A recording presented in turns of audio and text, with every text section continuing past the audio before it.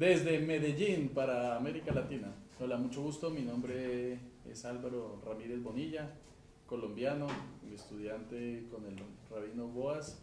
Un gusto que me haya cedido hoy el micrófono para hablar con ustedes de un tema que yo creo que les interesa a muchos y que tiene que ver con los orígenes judíos en Colombia, digamos principalmente, pues porque estamos en Colombia es lo que conozco, pero en muchas partes de América, porque la historia es muy similar a la historia de toda América Latina. Básicamente la hipótesis que voy a tratar de sostener es que el poblamiento y el descubrimiento, conquista de América no están ligados tanto al oro, sino a una persecución religiosa, y que nosotros venimos, digamos, del resultado de esa persecución religiosa que hubo en España en el siglo XIV, XV, XVI, XVII, y que debido a esa persecución se descubre América, se puebla y digamos que se entiende un poco mejor nuestros orígenes como pueblo. Hay siempre como un mito que le dicen a uno: en América solamente llegaron los cafres y los delincuentes. Mentiras, venía gente que fue marginalizada en España y que llegó a América, digamos, buscando un lugar donde poder estar más tranquilo de la persecución que hubo en España. Bueno, esta investigación empieza un poco por un tema que estuvo muy de moda hasta octubre, que era el tema de la nacionalidad española para sefardíes, que eran los judíos expulsados en 1492 por los reyes católicos. Eh, Hay una cosa que es interesante, es que los españoles cuando lanzaron esta idea de que los judíos volvieran a España, esperaban que regresaran judíos, y resulta que lo que más hay son no judíos, sino americanos, o sea, de esta parte del mundo. O sea, eso es como un efecto no esperado. Latinoamericanos. Sí, latinoamericanos. Eh, Hubo Latinoamericanos no judíos. latinoamericanos no judíos. Nosotros somos latinoamericanos pero judíos. Sí, pero nosotros somos, digamos, como una pequeña minoría, pero la gran mayoría, hubo 153.000 solicitantes, de los cuales 28.314 fueron colombianos. 28.000. Y ese número es un número pequeño, porque no todo el mundo solicitó. O sea, no más en mi familia yo que solicité. Si en mi familia hubieran querido, digamos, seguir en eso, por lo menos 20 personas más se habrían podido obtener la nacionalidad basado en el mismo, o sea, con el mismo expediente mío. Así como me lo dieron a mí, se lo hubieran pedido dar a mis primos y a mis tíos y a todo el mundo. 28.000, o sea, 28.000 cuando se calcula que hay una población, digamos, judía tradicional en Colombia de que como 3.000, 4.000. Entonces quiere decir que hay mucha gente que no eran, o sea, no eran judíos, no eran de confesión judía, no se consideraban a sí mismos judíos, pero son descendientes de sefardita, y puede ser mucho más. Y otros no lo hicieron, no tenían la plata. Por eso, porque era un proceso caro. Porque si esto, digamos, si lo dejan indefinido y dejan entrar a todo el mundo, se les meten 2 o 3 millones de personas. Fácilmente. Fácilmente. O sea, yo veo uno de los árboles genealógicos y veo uno que, por ejemplo, por la rama mía, toda la gente que es de origen de Popayán, todos caben. ¿Sí? La gente que es de origen bayuno caben, o sea, y los paisas hay muchos que caen. Entonces, ¿de dónde salieron esos 28.000? ¿Por qué hay 28.000? ¿Quiénes son? ¿Lo sabían? La mayoría no tenían ni idea que era, o sea, la mayoría no tenían ni idea. Si no es porque hay como este incentivo de los españoles a sacar la nacionalidad, nunca lo hubieran investigado, y de pronto lo investigan y dicen: ve, y resulta que ahora somos judíos y no lo sabía. Yo tengo un amigo que es del Opus Dei, que se puso a hacer esto y salió que es y ya, y ahora él se dice: yo soy del Opus Dei, pero me siento en mi alma judía. Y me decía que muchos de la cúpula del Opus Dei había hecho los mismos exámenes y resulta que todos son de origen judío en el Opus Dei. Entonces, después me explicaban que el Opus Dei justamente era como la única comunidad católica que estaba más unida a los judíos y aceptaban, digamos, tener colaboradores judíos y tenían muy buena relación. Pero lo que quiere decir es que no es un fenómeno exclusivo de las personas que están queriendo retornar a las prácticas judías, sino que es un fenómeno mucho más grande.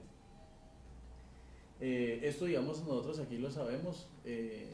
Sefarad es literalmente España, o sea, quiere decir España.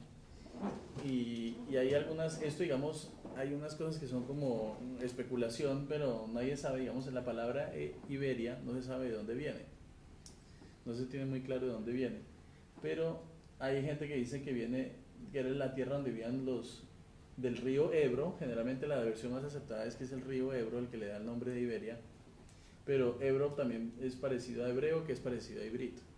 O sea, los judíos estaban en España desde hace mucho tiempo.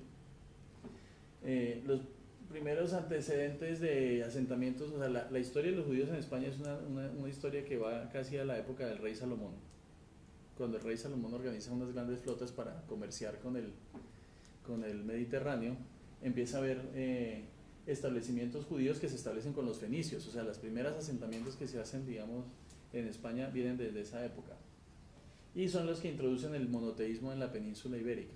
El monoteísmo no existía. Está ligada a la pregunta de por qué dejan de ser proselitistas, es porque los judíos fueron los que expandieron el monoteísmo, y cuando llegan las demás religiones, el cristianismo y el islamismo, o los musulmanes, ya había una aceptación, digamos, ya del monoteísmo. O sea, los judíos ya habían ayudado a expandir la idea del monoteísmo. De hecho, el Dios de las tres religiones es exactamente el mismo. Después viene la destrucción del segundo templo en el año 70, y en ese momento el Tito, pues el emperador romano, dice: se me van todos, y inician la diáspora. En el 135 de la era común expulsa totalmente a los judíos. O sea que todos esos judíos que vivían en Israel se ven obligados a salir de ahí, porque no tienen para dónde más. Está prohibido que vivan en Israel, o en esa época que se llamaba Palestina, porque Palestina es el nombre que le puso los romanos a la colonia donde vivían los judíos. Y se van. Entonces, ¿para dónde se van? Pues generalmente se van a los lugares donde ya tenían vínculos. O sea, los judíos ya estaban bastante dispersos por el Mediterráneo, entonces muchos arrancan para España. Hay, digamos, sinagogas en el siglo V en España, que son históricamente, se sabe que en el siglo V ya había sinagogas en España, digamos, como pruebas. Y para el siglo XIV hay 300 juderías en España. O sea, 300 pueblos donde viven españoles. Uno de los cuales, donde viene mi apellido, que se llama Bonilla de la Sierra, que era cerca de Ávila. Era un pueblo que se llamaba Bonilla, y tenía una de las 300 juderías. Había juderías muy importantes. En Toledo había una muy grande, en Barcelona había una muy grande, en Lucena, que todavía hay muchos apellidos de gente de apellido Lucena. Lucena era una gran comunidad judía que había en España. Y es una comunidad que es muy grande y muy próspera. Entonces, digamos, dentro de los estudiosos, uno de los grandes, ¿cómo sería? Como teólogos, el Rambam, pues vive en España. Y grandes, el Zohar, que es el gran libro del... El Mejaber también, el Joseph Caro, Rabbi Joseph Caro. Joseph Caro también. Sí, hay grandes rabinos que vivían en España. Era un gran centro del judaísmo. Y también ocupan altas posiciones en la economía y la gestión administrativa. Los judíos viven en España. Inicialmente no hay católicos. O sea, está el Imperio Romano, pero el Imperio Romano no es católico. Después el Imperio Romano se vuelve cristiano, y empiezan a surgir los primeros problemas entre los cristianos y los judíos, justamente, digamos, por temas de proselitismo. O sea, ambas religiones empiezan a competir por conseguir adeptos, y empiezan a haber problemas. Cuando llegan los musulmanes que invaden la península ibérica en el siglo VII y VIII, los judíos, que ya están acostumbrados a lidiar con los musulmanes, los reciben bien. De hecho, los españoles les criticaban que los habían como ayudado a conquistar la península. Entonces, cuando entran los musulmanes, los judíos siguen, o sea, ya estaban antes de los musulmanes, siguen con los musulmanes, se adaptan muy bien, y como estábamos hablando, el idioma oficial que se hablaba en muchas de estas juderías no era el español, era el árabe. Al punto que el Rambam escribe es en árabe, no es, con letras hebreas, pero en árabe. Y es de una lengua, digamos, muy valorada y muy querida. Digamos, los judíos sefarditas de tradición hacen incluso poesía todavía en árabe porque consideran que es una lengua muy bonita para escribir. La música también. La música, la comida, todo es muy difícil. O sea, si uno es un extranjero que no sabe mucho la diferenciar entre un sefardita y un árabe marroquí es muy difícil. Sí. Las diferencias son, digamos, son muy grandes, pero son sutiles. Se calcula que más o menos en 1400 debía haber unos 400.000 judíos en España. Ese número baja. Después, para la época del descubrimiento de América, se calcula que hay 300.000. Hay 100.000 menos porque empiezan las persecuciones contra los judíos y muchos se ven forzados a convertirse. O sea, forzados a convertirse es que los llevaban con un cuchillo a la iglesia que se tuvieran que bautizar. 1 de cada 3 judíos que existían en el mundo vivía en España. Y 1 de cada 11 españoles era judío. O sea, el tema de la presencia en España no es relevante. Es como si en Colombia vivieran más o menos 5 millones de judíos. O sea, 5 millones de judíos tendrían un peso muy grande dentro de la comunidad. O sea, no. Y esto es algo que la gente no entiende. Ah, sí, en España había judíos. No, es que no había un montón. Eran muchos y muy importantes. Y era la comunidad más importante que había en un solo país, digamos, de judíos. Yo equiparo a que, digamos, de la diáspora, los momentos, digamos, los grandes lugares donde tuvo la diáspora, pues fue España, fue Alemania y ahora Estados Unidos, que es donde el judaísmo ha podido, digamos, como crecer y prosperar abiertamente. Sin embargo, digamos, las tensiones empiezan a crecer entre los judíos y los españoles por varias razones. La primera es que empieza, digamos, el problema entre los musulmanes y los cristianos y lo que llaman los españoles la reconquista española es cuando los no musulmanes vuelven a tomar como el control de la península, van con una bandera religiosa. O sea, es una lucha entre el cristianismo y los musulmanes y lo demás. Y España, digamos, por eso se llaman los reyes católicos, porque eran los reyes que promovían el catolicismo. Y en el sueño ideal de ellos querían una España puramente católica, eran más católicos que el Papa. Entonces, digamos que esas tensiones van creciendo. En el siglo XIV, a final del siglo XIV, estamos en 1391, hay una crisis muy grande económica en toda Europa y empieza a haber expulsión de judíos en todas partes de Europa. Esa crisis está más que todo afectada por un tema que es hay uno de los temas más delicados de esa crisis fue el tema de la peste negra. Echaron la culpa a los judíos. La peste negra le echaron la culpa a los judíos porque afectaba menos a los judíos que a los cristianos. ¿Y por qué afectaba menos a los judíos que a los cristianos? Pues por simples normas de higiene. Porque los judíos se lavaban las manos antes de comer. Porque los judíos se ponían ropa limpia una vez a la semana. No usaban siempre la misma ropa llena de pulgas. Por simples hábitos de alimenticios y formas de comer se infectaron menos y entonces, digamos, esa diferencia que hubo en un momento como de tanta tensión y donde hubo tantos muertos hizo que se empezara a buscar culpables. Entonces, y vino una crisis económica, la gente no podía pagar las deudas y como los que debían la plata, los prestamistas eran judíos, entonces empezó, digamos, una gran racha que es de antijudaísmo.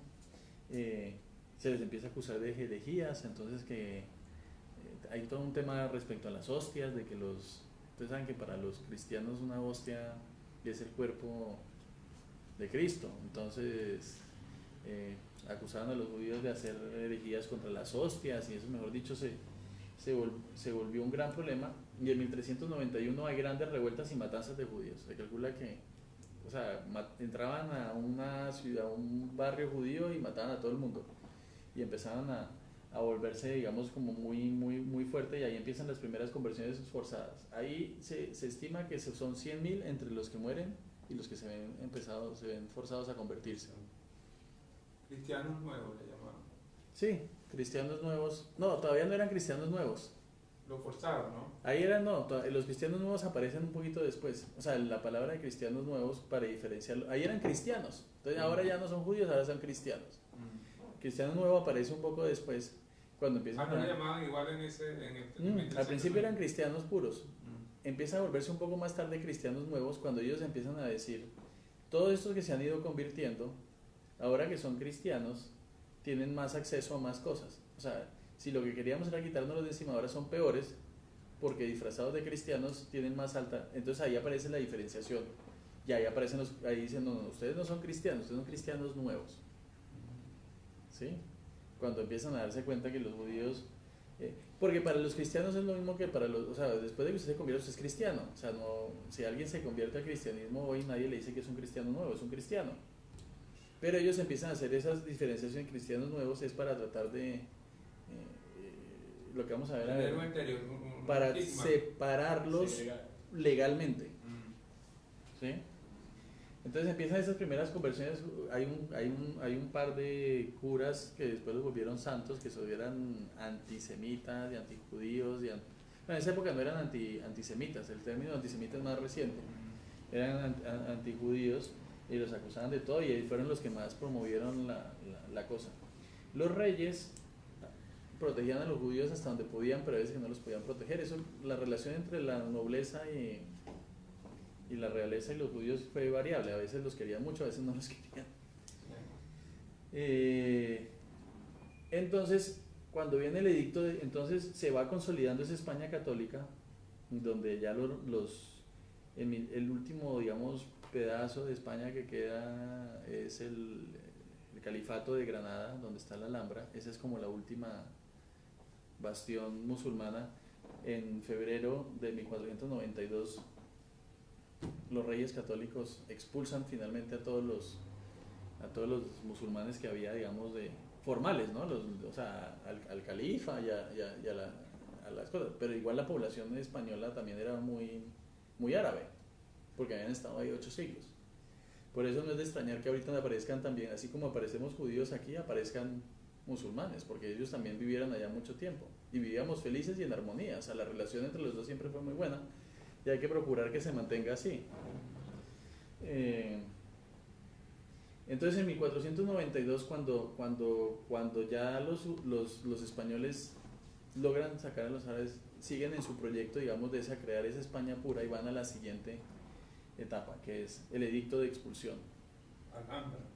En la Alhambra. No sé. 1492. 1492. O sea, sacan a estos, y en la misma Alhambra, que era el palacio del califa, que no sé si algunos han ido, es una cosa muy hermosa, de las cosas lindas que existen. En ese momento dicen, bueno, en la siguiente etapa, hay judíos hay judíos muy bien ubicados en la corte española. Uno del más famoso es uno que se llama Abraham Senior, que era un banquero y asesor del rey, era un tipo muy importante ante la reina, y él mismo se ve forzado a convertirse. Yo creo que en el momento en que dicen, no, si Abraham Senior se convirtió, o sea, esto ya se acabó. Los judíos que vivían en España ya presienten, o sea, ya lo presienten, no, ya estaban seguros de que los iban a sacar.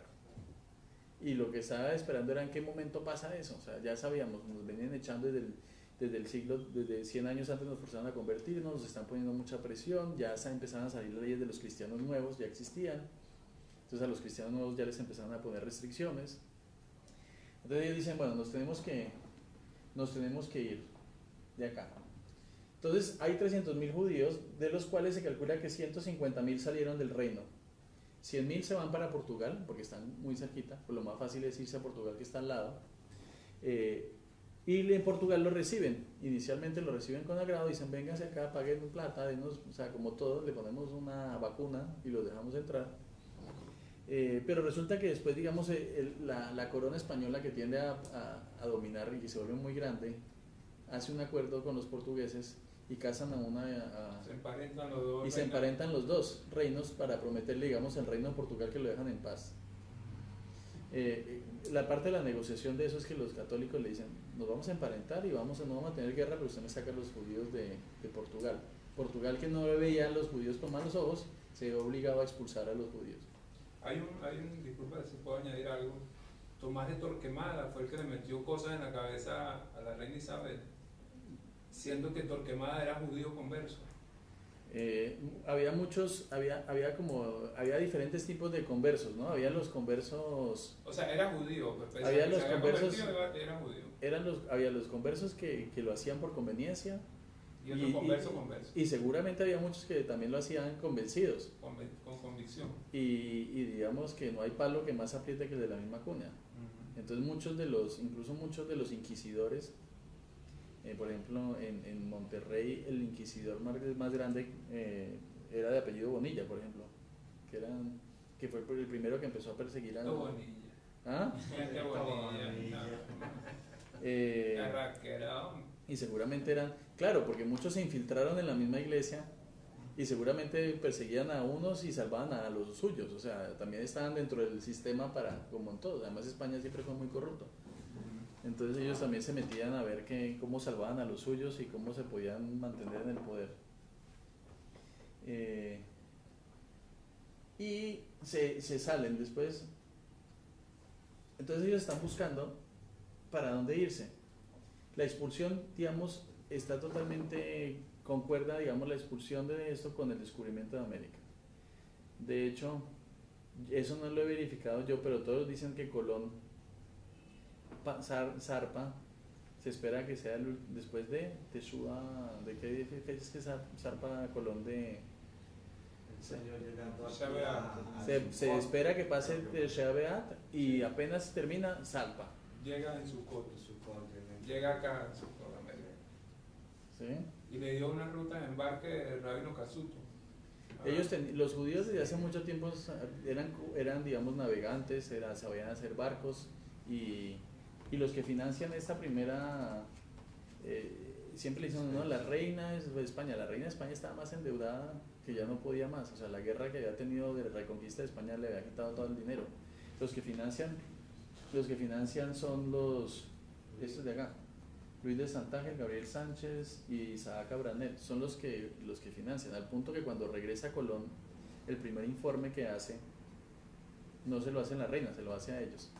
Y las cartas de Colón tenían una B y una H. Y está toda la teoría de que si Colón era judío, y digamos que hay como muchas cosas que parecen indicar de que era un catalán de origen judío converso. Entonces el edicto de expulsión del 31 de marzo, les dan 4 meses para salir. El 10 de agosto se vence el plazo y Colón zarpa el 3 de agosto. O sea, están ahí como, nos tenemos que ir para alguna parte, tenemos que buscar para dónde irnos. Les dije, entonces el viaje es financiado por la comunidad judía y ahí, digamos, empieza la búsqueda de un nuevo territorio para donde escaparse, porque yo estoy seguro que había unos, digamos, lo que estábamos hablando ahorita más temprano, hay unos de esos judíos que están, digamos, más cercanos a los musulmanes y que deciden irse con los musulmanes porque están acostumbrados a vivir con ellos. De hecho, en el Imperio Otomano son acogidos, o sea, ni siquiera los dejan entrar, dicen, vénganse para acá, los recibimos, ¿sí? Y ahí es donde, digamos, se van muchos para ese lado, pero yo estoy seguro que había otros que no se querían ir de España, que ya estaban más enraizados como en la corona española, que tenían más vínculos con España, que ya, digamos, aprendían a convivir con los cristianos, y esos no querían irse para esos países, entonces están como buscando para dónde irse. Sí. Pregunta. Maimónides, es que unos se fueron hacia el Imperio Otomano y otros cruzaron el estrecho. Aquí tengo el entre mapa. Algeciras y... Exactamente, entonces digamos, Marruecos. los que se fueron, algunos se fueron los que más se fueron pues a Marruecos, que estaba al frente. Que el rey se alegró también, el de Marruecos, el rey de Marruecos se alegró. Todos, y se fueron a Tesalónica, que se vuelve un gran centro sefardí. En Turquía se establecen, en Alepo, por ejemplo, hay muchos que se establecen en Alepo y se establecen mucho en el Imperio Otomano. Hay otros que se van para Italia porque el Papa los recibe. O sea, los reyes católicos eran más católicos que el Papa. Y cuando expulsan a los Borgia, que era el Papa, dice, yo los recibo, que se vengan para acá, no los quieren los españoles, que se vengan para acá. Obviamente me pagan una platica. Muchos creen que el mismo Papa Borgia era, porque Borgia no era italiano, Borgia era español, y también hay muchos que creen que era un judío converso y por eso también ayudó judíos conversos a entrar a España. Los que se quedan, digamos los otros se van primero para Lisboa y también empiezan a subir a otras partes, pero era difícil irse para otra parte porque es que ya los habían expulsado de todas partes. Los habían expulsado de Inglaterra, los habían expulsado de Francia, los habían expulsado de Alemania. O sea, no es que hubiera muchas opciones para dónde irse. O se va con los musulmanes o mire a ver para dónde se va. O Ámsterdam también se fue. Claro, se fueron a Ámsterdam después, pero estos son como otro número pequeño. En Ámsterdam logran hacer una comunidad muy importante. Que todavía está. Y grandes filósofos como Spinoza, Baruch Spinoza, que es el que inspira a Descartes y ese, digamos, como casi que toda la edad de las luces en Europa empieza en Ámsterdam, un poco por la influencia judía que llega allá, porque hay que decir que España era oscurantista, mientras, digamos, el mundo musulmán era mucho más iluminado que el mundo español en esa época, había mucha más luz. Y hay unos que se van para las Américas, pero los que se van para las Américas no es tanto en esta tanda, es en las tandas posteriores. O sea, en la primera tanda, los que se vienen para América son más que todos los que se convierten, que se quedaron en España y se convierten, pero a los que se quedan en España les empieza a ir mal, porque empiezan a aparecer lo que llaman los estatutos de pureza de sangre, que uno los escucha mucho cuando vaya a hablar de los nazis, pero los nazis retomaron la idea de los españoles. Ustedes busquen un libro de historia de España a ver si les habla de eso. No, eso no aparece. Usted mira un libro oficial de España, yo tengo unos, y no mencionan que había un solo judío en España. O sea, ellos allá no había judíos. Y empiezan las leyes de pureza de sangre, que es lo que les digo, es que si usted quiere acceder a ciertas posiciones tiene que demostrar que es un cristiano, que no es un cristiano nuevo. O sea, que 4 generaciones atrás no hay judíos. Y les dan varios nombres, que son los conversos, los cristianos nuevos, los criptojudíos, los marranos o los anusim. O sea, cada uno tiene como una connotación distinta, pero funcionan igual.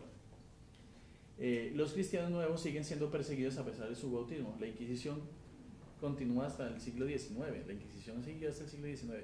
El decreto de expulsión de los judíos de España lo anuló Franco en 1960 y pico, por acá tengo la fecha. 1969, o sea, hasta antes de 1969 era ilegal. Todavía estaba. De hecho, hay un decreto rabínico que estaba prohibido vivir en España. ¿Sí? Cuando yo me fui me dijeron, ¿por qué sí está prohibido? Pero allá hay judíos, yo me también para allá. Las normas de limpieza de sangre limitan la participación de los cristianos nuevos en todas las posiciones de responsabilidad, universidades, administración pública, viajes, el clero, o sea, se la ponen muy difícil. Al principio, entonces se vuelve como un tema de persecución. Hay familias que están bien ubicadas, pero van saliendo, después los van acusando. Por ejemplo, en la lineaje mío, en el Hurtado, era una familia muy importante de Toledo, pero cuando ya cuando ya se habían convertido y los bisnietos querían acceder a posiciones públicas, les empezaron a buscar el quiebre y les ponían los palos. Y de hecho, por ejemplo, el Hurtado que fue quemado en la hoguera fue quemado después de muerto. O sea, la Inquisición iba, sacaba los huesos del muerto y los quemaba por judaizante después de muerto. Y después hacían una cosa llamada el San Benito, que era poner en las iglesias, colgaban unas listas con las familias y decían, los Hurtado, todos estos son judíos. Entonces, ¿qué pasa? Esa familia que había sido muy próspera, que había tenido grandes contratos con la corona y todo, pues se empiezan a marginalizar, no saben para dónde. Se cambian el apellido, ya no es Hurtado sino Regalado. Sí, esa familia, pues de hecho ya los apellidos se lo habían cambiado. Ese Abraham Senior, que era, alguien me preguntó, oye, pero usted es Ramírez, eso no es apellido judío. Pues es súper judío, porque cuando ellos se cambiaban el apellido, cuando se convertían no se ponían apellidos judíos, se ponían apellidos. Claro. Yo por ahí tengo el nombre. Turquía hay Ramírez, judíos que se fueron a Turquía y hasta hoy hay Ramírez, González, Gómez. Pérez hay todos los que quieran. Castro, todos los que quieran. Terminados en Z, claro. Fariñas también. No, Fariñas. Fariñas sí no. Fariñas no. Sí, entonces el tema es ese, que los empiezan o sea, ese Abraham Senior, que era lo que está diciendo Abraham Senior, que tenía un nombre muy judío, cuando lo bautizan se llama como Pedro Pérez, o sea, literal, o sea, el señor pasó de ser Abraham Senior a llamarse Pedro Pérez. No es Pedro Pérez, yo sé que, pero es un nombre parecido. Es un nombre totalmente españolizado y son apellidos y nombres para pasar de agache, para que nadie los diferencie, ¿no? Una de las cosas que les prohíben es venir a América, porque los judíos empiezan a irse para América escondidas. Entonces dicen, no, para América no se me van. Acuérdense que lo que los reyes querían era tener un reino limpio y católico. Entonces dicen, no, y para España no, y para América no se me van. Entonces hay una prohibición de viajar a España, a América. Durante mucho tiempo se decía, aquí en Colombia no puede haber judíos porque los reyes prohibieron la entrada de los judíos. Y dicen, sí, la prohibieron, pero es que resulta que el 90% de la población colombiana entró de contrabando. Por eso, digamos, cuando usted mira y trata de hacer como árboles genealógicos, usted no encuentra un carajo. ¿No? Porque entraron de contrabando, literalmente de contrabando. Había rutas de contrabando de gente, generalmente hacia las Antillas holandesas, hacia Curazao, que fue donde se puso la primera comunidad. Todavía existe, que es una comunidad muy importante en Curazao de judíos. Venían los barcos que salían de España, llegaban a Curazao y de Curazao pasaban a América. El río Magdalena ayudó mucho porque el río Magdalena permitía profundizar rápidamente en el territorio. Y entonces, digamos, se metían por el río Magdalena, empezaban a subir y cuando entraban ya y empezaban a encontrar montañas, le dicen, eche para las montañas. Y se subían. ¿Y a qué quedan las montañas? Antioquia y Santander también. ¿Ah? Puros montañeros después. Se vuelven montañeros. ¿Por qué? Porque lo que están buscando es huir de la corona. O sea, lo que ellos quieren es estar lejos de la corona. Quieren estar en lugares donde la corona no los persiga, no los moleste y quieren estar aislados un poco y vivir tranquilos. Obviamente cuando se vienen, y eso también porque dice, pero usted, ¿por qué no sé qué hace de judío? Pues nada, porque es que todo se perdió. O sea, los criptojudíos que había, que eran los que guardaban todavía algunas tradiciones judías, pues como no lo podían hacer abiertamente, pues abiertamente no había rabinos, abiertamente no había Talmud, abiertamente no había no había yeshivot, no había nada. Entonces abiertamente después de 3 generaciones sin estudiar, o sea, no más si el rabino deja de estudiar durante 3 años se le empiezan a olvidar las cosas. No, en un año se olvida. En un año se olvida. En un año se olvida porque no es que se olvide todo, sino lo básico, cosas así ya. Claro, y se van quedando algunos rastros, pero usted, digamos, a su hijo, si no le puede enseñar, pues se va olvidando. Entonces, más o menos en 3 generaciones se olvida, que es lo que estamos, digamos, ahorita nosotros tratando de recordar, ¿no? Bueno, entonces lo que decía, ellos buscan esas rutas de escape, se cree que Colón era judío, hay varias como teorías ahí como interesantes. Se cree que no había sacerdotes en el primer viaje de Colón no había sacerdotes, y los que había eran un montón de conversos, había hasta un traductor de hebreo. O sea, venían supuestamente a buscar las Indias, hay cosas que no concuerdan, se venían a buscar las Indias pero traían un traductor de hebreo. ¿Para qué quiere usted un traductor de hebreo? Porque creían que iban a conseguir las tribus perdidas. Porque ellos esperaban encontrarse con tribus perdidas y pensaban que iban a poder hablar en hebreo. Lo segundo, si ellos supuestamente llegaban a las Indias o pensaban llegar a un territorio donde ya había un rey, ¿por qué vienen a tomar posición a nombre de...? Porque sabían que era algo nuevo, o sea, ellos sabían que estaban llegando, ellos tenían una idea de que estaban llegando a algo nuevo, que no estaban llegando a donde es. Entonces, los cristianos nuevos escapan. Hay unos cristianos nuevos que se van de contrabando, que son los que no podemos rastrear muy bien, porque entran de contrabando. Y hay otros, digamos, que tenían altas posiciones en España, que compran certificados de pureza de sangre, como todo, ¿no? Compraron el certificado, lo sacan y llegan, digamos, a los lugares donde está la corona. Si usted no tiene un certificado de esos, es mejor que no se acerque a donde haya muchos españoles, que eran los grandes centros de poder, Bogotá y Popayán. Pero hay unos que sí llegan y se establecen ahí. Muchos de los comerciantes se establecen en Cartagena, que eran sobre todo los portugueses. Se consideraba que Cartagena se volvió un gran centro de comercio y se establecen ahí los portugueses, casi, como decíamos, casi que todo portugués era un judío. El apellido Abreu, por ejemplo, era uno de esos.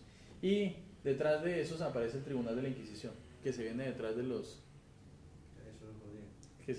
esos judíos a prohibirles. La Inquisición en realidad no es que haya sido muy muy fuerte. Como decían usted le pregunta a los españoles, dicen, la Inquisición nunca mató a un judío. No, es verdad, ellos no, porque no, es verdad que no mataban judíos porque la competencia del Tribunal de la Inquisición era solamente sobre los cristianos. Entonces, digamos, a los que perseguían eran a los cristianos que tenían prácticas judías. ¿Sí? Juzgan a 21 personas, voy a leer los apellidos porque es interesante, las personas que fueron juzgadas y condenadas. Abreu, Hebreo, Abaez, Barreto, Cabral, Campo, Carnero, Castillo, Cuello, Costa, Díaz, Duarte, Enrique, Fernández, Fonseca, Franco, Gómez, Herrera, Juárez, Lucena, López, Luca, Martínez, Mejía, Méndez, Mesa, Montesinos, Nacal, Núñez, Pardo, Paz, Pereira, Pimienta, Pinto, Piñeros, Reyes, Rodríguez, Solís, Silva, Suárez, Baez, Vicente y Villalobos. En Cartagena. Estos son los que son juzgados en Cartagena. O sea, esta gente la acusaron de judaizante. Y si ustedes miran los apellidos, son apellidos totalmente... ¿De acá? Son todos, sí, o sea, de pronto el Abreu es el único que da como una pista de que eran judíos, de resto no hay ninguna pista. Y son apellidos totalmente, digamos, que yo tenga, es que no sé por qué no me sale aquí. Estos son algunos de los judíos, digamos, documentados. Cristóbal Gómez de Castre, Jorge Isaac, el que escribió la María. Claro que él llega mucho después. El de billete de 50.000. Ah, el de billete, sí, Jorge Isaac sale de billete de 50.000. Este Hurtado también, o sea, esos son como algunos de los documentados, digamos, que están como claramente documentados que eran judíos también. Y esa es la historia, así pasa. Entonces empiezan a llegar a América, empiezan a poblar y se empiezan a mezclar con la población, olvidándose de sus costumbres y ahí pasan 4 siglos donde no se sabe nada de los judíos. Viene la independencia, la libertad religiosa, pero todo el mundo es católico, o sea, ya no hay ningún rastro de judaísmo. A la fecha habían pasado entre 14 y 16 generaciones desde la expulsión. O sea, es tiempo, pero tampoco es que sean tantas. ¿Sí? Y pasó lo que querían los españoles que pasaran, se fueron asimilando poco a poco. Vamos a mirar, digamos, algunos rastros, digo, son como indicios, no son cosas como que uno diga, esta es la prueba fehaciente. Pues en Antioquia, digamos, el nombre de Antioquia, que era la ciudad siria con una de las poblaciones más grandes de judíos, fuera Israel. Ustedes miran el resto de los departamentos, tienen nombres o indígenas, ¿no? Cundinamarca, Boyacá, o cristianos. Hay otra, digamos, con algunos usos idiomáticos, por ejemplo, este tema de los paisas, que los judíos se reconocen entre ellos mismos como paisanos, entonces el nombre que usan los judíos para referirse entre ellos, las novenas, Hanukkah, y bueno, esto ya lo tenemos todos más o menos claro, ¿no? Por eso el judío ¿Qué? Entonces estamos llenos de buñuelo. Perfecto. Esto, a ver, ¿cuál es el judío y cuál es el paisa?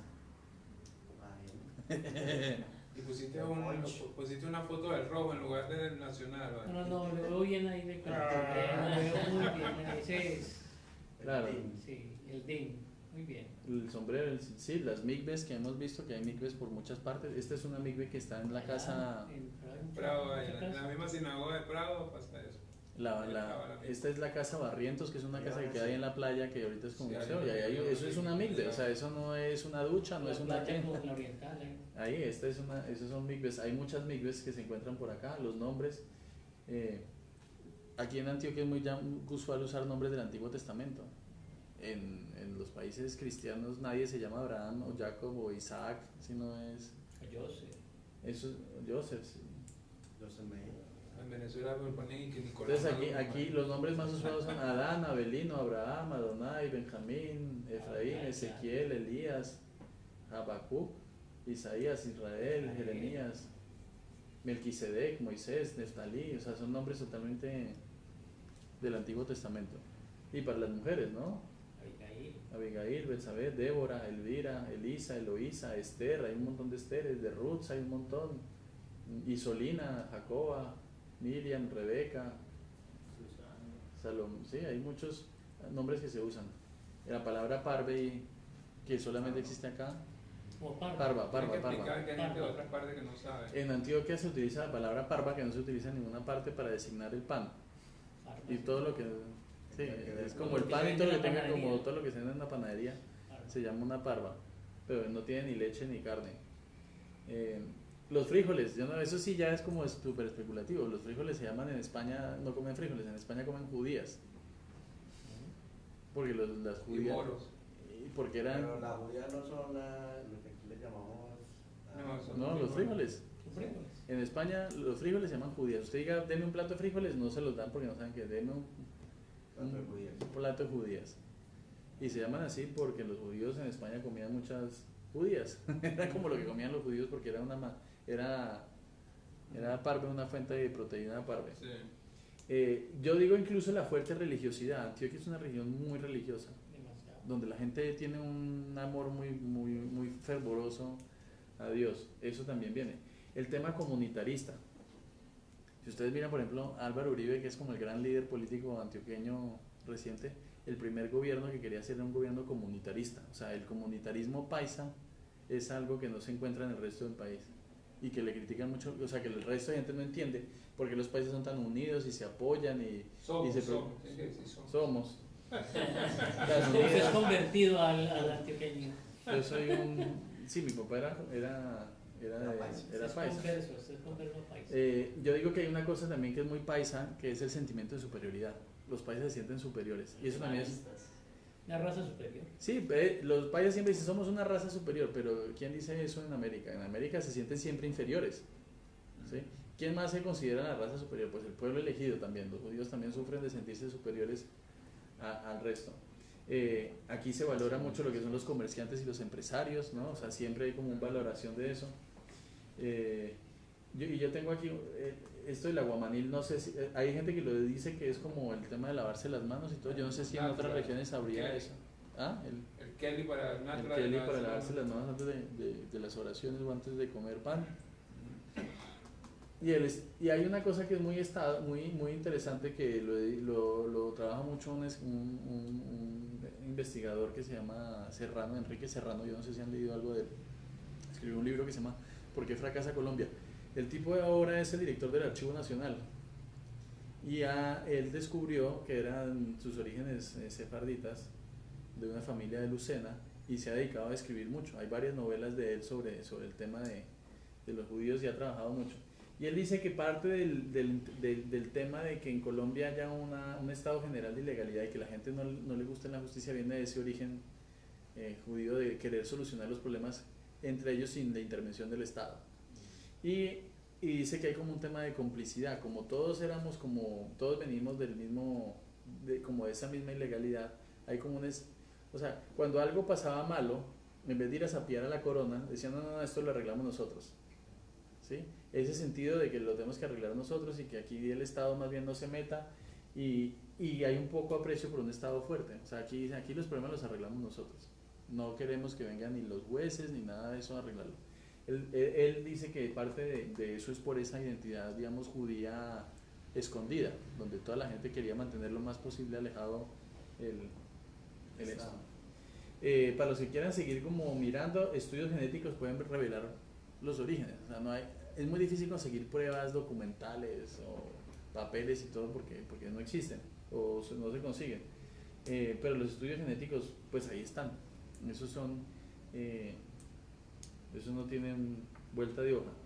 Que volvemos al tema. El tema de que usted tenga origen judío no quiere decir que sea judío, porque para ser judío tiene que haber vuelto a cumplir con las formalidades para volver a entrar a la discoteca. Como si usted salió de la discoteca sin el sellito, le toca volverse a pagar el cover, ¿no? Se te volvió. Según hay un estudio publicado en la revista Nature, que es una de las revistas científicas, es tal vez la revista científica más top, más relevante, más seria, ¿no? Solamente publican lo que realmente es de alto nivel. Considera que los colombianos tienen mayor porcentaje de origen sefardí junto con México y Brasil, lo que ya habíamos dicho. Y hacen un estudio de todas de los orígenes judíos, de los orígenes de la gente, y Colombia, México y Brasil es donde salen que hay un origen más grande. Dicen que hasta el 30% de la población de ciertas regiones pueden tener origen judío. Eso es un montón de gente. A mí me parece que esto es bastante importante porque muchas veces los colombianos no entendemos de dónde venimos ni sabemos muy bien cómo somos, si somos españoles, ¿no? Cuando uno va a España uno se da cuenta que es como muy distinto a los españoles, como que no se entiende muy bien. A veces cuando uno es morenito así, entonces dicen que es por indígena, pero todos tenemos algo de indígena porque aquí hay un montón de indígenas y las mujeres eran la mayoría indígenas, pero el color nuestro es semita, o sea, el color nuestro es... O sea, nuestra fisonomía es semita y digamos a mí me parece que en la medida en que entendamos esa pieza que hace falta, podemos entender mejor quiénes somos y para dónde venimos y para qué nos sirve. Alguna bibliografía como para que no crean que todo me lo inventé yo. Y bueno, esa era mi presentación. Sago Baru. Le sirvió certificado.